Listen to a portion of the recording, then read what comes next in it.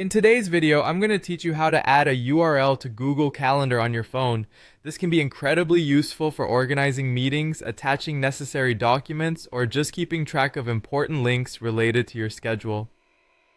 Let's get started. First things first, you'll want to open up the Google Calendar app on your phone. If you don't have it already installed, it's available for download on both iOS and Android. Once you launch the app, you'll see your calendar view, which should display the current month by default unless you've set it otherwise. Next, look towards the bottom of your screen and find the plus icon. This is the Create button. Go ahead and tap it. This will give you a few options, such as creating a goal, reminder, or event. For our purposes, you want to select the event option.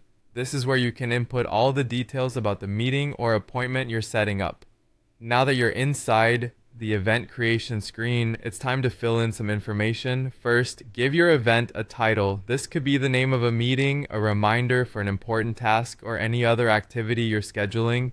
After that, set the date and time for your event. You can customize it down to the minute, so no need to worry if your event doesn't start right on the hour. After setting up these basics, scroll down a little further until you see the option to add description.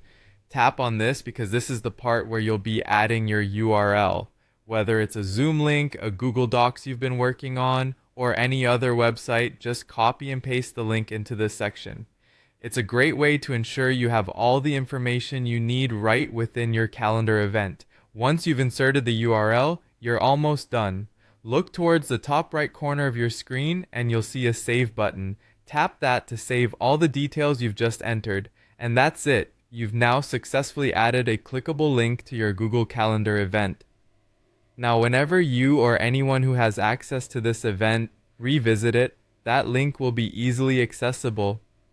This feature is great for meetings that require virtual attendance or for attaching useful resources for event attendees. I hope you found this tutorial helpful.